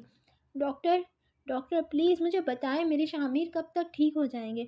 ڈاکٹر کے آفس میں پہنچنے سے پہلے وہ ان کے قریب پہنچتی روتے ہوئے بولی تھی، ڈاکٹر نے ایک طرز بھری نگاہ اس نئی نویلی دلہن پر ڈالی تھی، بیرسٹر شامیر کو کون نہیں جانتا تھا، میڈیا کی دنیا پر ابھرتا ستارہ تھا، اس لیے وہ بڑی اچھی طرح ان کی ابھی نئی ہوئی شادی کو جانتے تھے، اب بس ان کے لیے دعا کریں، اس سے زیادہ میں آپ کو کچھ نہیں کہہ سکتا، ان کی طبیعت بہت کریٹیکل ہے، اگر انہیں کل صبح تک ہوش نہ آیا تو یہ وہ کوما میں بھی جا سکتے ہیں۔ ڈاکٹر علی عائزہ کی جھوٹی امید دینے کے بجائے صاف صاف لفظوں میں اسے بتاتے ہوئے اس کے سر پر ہاتھ رکھتے اپنے آفس کی طرف بڑھ گئے تھے، پیچھے وہ ڈھیسی گئی تھی، ڈاکٹر علی کے جانے کے بعد وہ بھی کتنی دیر انہی کی باتوں کو سوچتی وہیں کھڑی رہی تھی، پھر ایک دم ذہن میں کچھ آنے پر وہ باہر کی طرف بھاگی تھی، شامیر کا ڈرائیور ہسپتال کے باہر ہی کھڑا تھا تاکہ رحمان افندی کو اگر کسی بھی چیز کی ضرورت پڑے تو فوراً لے جا سکے۔ عائزہ کو باہر آتے دیکھ وہ جلدی سے اس کی طرف بڑھا تھا، بی بی جی کہاں جانا ہے آپ کو؟ وہ جو رکشے کی تلاش میں ارد گرد دیکھ رہی تھی، سامنے شامیر کے ڈرائیور کی آواز سنتی اس کی طرف دیکھنے لگی تھی، وہ اپنے حواس میں نہیں لگ رہی تھی، مجھے یہاں لے جاؤ، تڑپتے ہوئے کہتی وہ ڈرائیور کو اپنے گھر کا پتہ بتانے لگی، اپنے گھر کے سامنے پہنچتے ہی وہ ڈرائیور کو وہیں رکنے کا کہتی گھر کے اندر بڑھی تھی، سامنے ہی اس کی بہن اس کے بھائی کو کھانا دے رہی تھی، ماں شاید جیل میں تھی، اس کا بھائی سامنے دیکھ جلدی سے کھڑا ہوا، تم یہاں کیا کر رہی ہو؟ مری نہیں ابھی تک؟ مجھے تو لگا شوہر کے مرتے دیکھ خود بھی مر گئی ہوگی، لعنت ہو تم پر، ابھی تک یوں ہی گھوم رہی ہو۔ مروا دیا نا شوہر کو، اس کے بھائی آپے سے باہر ہوتے چیخا تھا، جبکہ وہ بنا اس کے سنے اپنے کمرے کی طرف بڑھی تھی جہاں وہ پہلے رہا کرتی تھی۔ اس کا بھائی اناب شناب بکتا اس کے پیچھے ہی آ رہا تھا، مگر وہ اپنے کمرے میں جاتی اپنے کبرڈ کی طرف بڑھی تھی۔ اپنے کبرڈ کو کھولتے اس نے ایک خفیہ دروازے کو کھولتے اس پر کوئی پاسورڈ لگاتے اسے اوپن کر گئی تھی۔ سامنے ہی اس کے باپ کی پسٹل پڑی تھی، کبھی بہت پہلے مرنے سے پہلے اس کے باپ نے اسے دے کر گیا تھا، آج وہ اس کے کام آ گئی تھی۔ بنا ایک منٹ دیری کیے وہ پسٹل نکالتی اپنے بھائی پر تان گئی تھی۔ یہ تم کیا کر رہی ہو؟ چھوڑو، نیچے پھینکو اسے۔ اس کا بھائی اس کی بات پر پسٹل دیکھتا چیخا تھا، مگر وہ بنا ایک لفظ سنے پسٹل کی موجود تمام گولیاں اپنے بھائی کے سینے میں اتار گئی تھی۔ تم مارو گے میرے شامیر کو؟ میں تمہارا ہی قصہ ختم کر دوں گی۔ غصے سے چیختی وہ نیچے پڑے اسد کی لاش کے پاؤں سے ٹھوکر مارتے ہوئے بولی تھی۔ گولیوں کی آواز سنتی اس کی سوتیلی بہن بھاگ کر اندر آئی تھی، مگر سامنے کا منظر دیکھتے وہ چلانے لگی تھی۔ وہیں دوسری طرف گولیوں کا آواز سنتا ڈرائیور بھاگتے ہوئے اندر آیا تھا، مگر سامنے اپنی بیوی جی کو صحیح سلامت دیکھتے ان کے ہاتھ میں پسٹل دیکھ وہ ساری بات سمجھتا جلدی سے بنا دیر کیے انہیں وہاں سے لے گیا تھا۔ سپاٹ چہرے کے ساتھ وہ ہسپتال پہنچتے گاڑی میں سے نکلی تھی۔ کہیں سے بھی یہ نہیں لگ رہا تھا کہ وہ کسی کا قتل کر کے آ رہی ہے۔ نہ جانے اس کے دل میں کیا سمائی ہوئی تھی۔ وہ چپ چاپ چلتی ہسپتال میں ایمرجنسی روم میں اس کے سامنے گئی تھی۔ شیشے میں سے اپنے شوہر کی نالیوں میں جکڑا دیکھ وہ بنا ایک منٹ دیر کے اندر چلی گئی تھی۔ بدحواس سی عائشہ کو دیکھ کر اندر کھڑی نرس ابھی کچھ بولتی جب وہ ہاتھ کے اشارے سے اسے باہر نکلنے کا اشارہ کر گئی تھی۔ نرس نوجوان سی لڑکی کو شاید اس کے جذبات کو سمجھتی بنا کچھ کہے چپ چاپ دروازے سے باہر نکل گئی تھی۔ نرس کے جاتے وہ نالیوں میں جکڑے ہوئے شامیر کے قریب کھڑی ہوئی تھی۔ اس کے چہرے پر لگے آکسیجن ماسک کو دیکھتی وہ تکلیف سے آنکھیں میچ گئی تھی، مگر خود میں ہمت لٹاتی وہ شامیر کے منہ سے آکسیجن ماسک اتار گئی تھی۔ آپ اٹھ کیوں نہیں رہے؟ آپ کو سمجھ نہیں آ رہا؟ میں آپ کے گنہگار کو سزا دے آئی ہوں۔ شامیر اٹھے، پلیز مجھ سے بات کریں شامیر، اور روتے ہوئے بلکتے ہوئے شامیر کے ہونٹوں پر جھکی تھی۔ آکسیجن ماسک اتارنے پر شامیر کی جو سانسیں اتھل پتھل ہوئی تھی، عائزہ کی ہونٹ رکھتے شامیر کی سانسیں کھینچنے پر کچھ ہموار ہوا تھا۔ اٹھ جائیں شامیر، میں بدلہ لے آئی ہوں آپ کا، اٹھ جائیں آپ، خدا کا واسطہ شامیر، ورنہ میں بھی مر جاؤں گی۔ شامیر میرے ساتھ ایسا نہ کریں، میرا آج دوسرا دن ہے شامیر، آپ نے مجھے اکیلا چھوڑا ہوا ہے، اب آپ کو نہیں لگے گا کہ میں ڈر جاؤں گی؟ شامیر خدا کا واسطہ شامیر اٹھ جائیں۔ شامیر کے ہونٹوں سے اپنے ہونٹوں کو جدا کرتی وہ روتے ہوئے بولی تھی، اس کی آنکھوں پر ہونٹ رک گئی تھی۔ شامیر مجھے آپ کی طلب ہو رہی ہے شامیر، اٹھ جائیں، میں اس طلب کو کہیں مر نہ جائے۔ وہ روتے ہوئے اس کے سینے پر ہلکے ہلکے مکے برسانے لگی تھی۔ جب اسے شامیر کے وجود میں حرکت محسوس ہوئی تھی، شامیر کے وجود سے حرکت محسوس کرتی وہ ایک دم پیچھے ہوئی، جہاں اس کا شوہر اس کی محبت پر ہلکی ہلکی آنکھیں وا کرتا کوشش کر رہا تھا۔ شامیر آنکھ کھولے شامیر، وہ تڑپتے لہجے میں اسے پکارتے ہوئے بولی۔ عائزہ، عائزہ میری جان، بمشکل ہمت کرتے وہ اپنی محبت کو اپنے سامنے دیکھتے ہوئے بولا، جی میں ڈاکٹر کو بلاتی ہوں۔ اسے ہوش میں آتا دیکھ عائزہ بھاگنے والے انداز میں باہر ڈاکٹر کو آواز دینے لگی۔ شور سنتے ہی ڈاکٹر علی اور کچھ نرسیں جلدی سے ایمرجنسی روم میں آئے تھے۔ سامنے شامیر کو آنکھیں کھولے دیکھ وہ اس معجزے پر حیران ہوئے تھے۔ ڈاکٹر کے روم میں آنے پر بھی وہ شامیر کے پاس ہی کھڑی تھی۔ ڈاکٹر علی ضروری ٹریٹمنٹ کرنے کے بعد شامیر کو سکون آور انجیکشن لگاتے وہ عائزہ کو اپنے آفس میں آنے کا کہتے اپنے آفس کی طرف بڑھ گئے تھے۔ باہر عالیہ بیگم اور رحمان افندی کو جیسے ہی پتہ چلا وہ فوراً سے شکرانے کے نفل ادا کرنے چلے گئے تھے۔ ڈاکٹر سے ملنے کے بعد وہ بھی شکرانے کے نفل ادا کر کے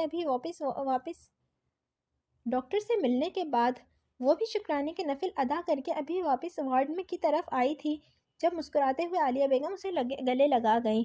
شکریہ میرے بچے، آج تمہاری وجہ سے میرا بچہ زندہ ہے، بہت شکریہ میرے بچے۔ عالیہ بیگم اس کے گلے لگتے مسلسل عائزہ کا شکریہ ادا کر رہی تھی۔ کچھ گھنٹوں بعد شامیر کو ہوش آ گیا تھا۔ سب باری باری اس سے جا کر ملے۔ عائزہ اپنی باری پر روم میں جاتی اسے دیکھتے اونچا اونچا رونے لگ گئی۔ کیا ہوا بیوی جان؟ دیکھیں میں بالکل ٹھیک ہوں۔ اسے وہیں دروازے کے پاس روتا دیکھ وہ بمشکل بولا تھا۔ شامیر کی آواز سنتے عائزہ بھاگتے ہوئے اس کے سینے سے لپٹ گئی تھی۔ تڑپ تڑپ کر روتی روتی وہ شامیر کو بھی پریشان کر رہی تھی۔ میں نے آپ کا بدلہ لے لیا شامیر، میں نے آپ کے گنہگار کو مار دیا شامیر۔ شامیر کے سینے سے لگتی وہ روتے ہوئے بار بار اسی لفظ کو کہہ رہی تھی۔ پہلے بھی وہ جب ہوش میں آیا تھا اس نے یہ الفاظ سنے تھے، مگر اب پھر یہی الفاظ سنتے وہ ششدر رہ گیا۔ بس میری بیوی جان، آپ کا شامیر ہے نا، میری بیوی کو کوئی کچھ نہیں کہے گا، دیکھ لے گا آپ کا شامیر، بس میرا بچہ رونا نہیں ہے، میں ہوں نا آپ کے ساتھ۔ اب ایک بھی مزید آنسو میرے بچے کی آنکھوں سے نکلا، اب ایک بھی آنسو میرے بچے کی آنکھوں سے نہ نکلے۔ سچویشن کو سمجھتے وہ عائزہ کی چادر سر پہ لیے ہو سچویشن کو سمجھتے وہ عائزہ کی چادر لیے سر پر ہونٹ رکھتے ہوئے بولا تھا۔ وہ جانتا تھا اسے کیسے کیا کر کے اپنی بیوی کو بچانا ہے، اس لیے کوئی مشکل کام نہیں تھا۔ اس کے لیے کوئی مشکل کام نہیں تھا۔ بیرسٹر شامیر پر حملہ ہوا تھا، اور اس کا بدلہ اگر اس کی بیوی نہ لے لیا تو کچھ غلط نہیں کیا، وہ خود سب ہینڈل کر لے گا۔ اس وقت سب سے ضروری تھا اپنی بیوی کو وقت دینا، اپنی بیوی کی محبت کو محسوس کرنا۔ آج وہ خود پر ناز کر رہا تھا، کیسے اس کی بیوی اس کے لیے اس قدر پاگل ہے، اور وہ خود کس قدر اپنی بیوی کے لیے جنونی ہوتا ہے اس کے بعد اور وہ خود کس قدر اپنی بیوی کے لیے جنونی ہے، یہ تو کسی کو بتانے کی ضرورت ہی نہیں۔ اپنی بیوی جان کو آہستہ آہستہ سسکیاں بڑھتے دیکھ وہ مسکراتے ہوئے اس کے ہونٹوں پر ہونٹ رکھتا اس کی سانسیں کھینچنے لگا تھا۔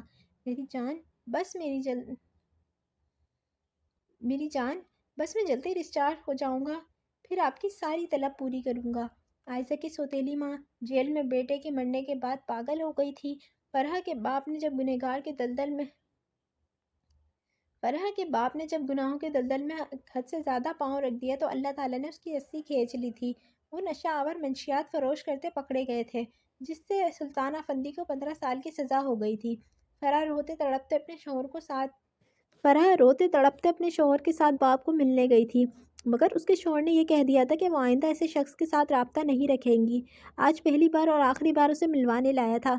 وہ روتے بلکتے باپ سے ملنے کے بعد گھر جا کر ماں سے ملی تھی۔ اس کے بعد اس کے شوہر اسے لے کر انگلینڈ شفٹ ہو گیا تھا۔ آج بھی کہیں اسے بیرسٹر شامیر یاد آتا تو اس کے نخرے اٹھاتا۔ باپ کے جیل ہو جانے کے بعد اس کے شوہر نے اس سے بس لیا دیا انداز اپنا لیا تھا۔ وہ دونوں اپنی زندگی میں بے پناہ خوش تھے۔ بیرسٹر شامیر تو روزانہ شکرانے کے نفل ادا کرتا تھا، اتنی خوبصورت اچھی بیوی مل جانے پر۔ کبھی کہیں ایک بھی لمحے کے لیے اسے شادی کے بعد فرح یاد نہیں آئی تھی۔ سچ کہتے ہیں برائی کا انجام برا ہی ہوتا ہے اور اچھائی کا اچھا۔ اس دن اگر شامیر جھوٹا کیس جیت لیتا تو آج اس قدر مطمئن نہ ہوتا۔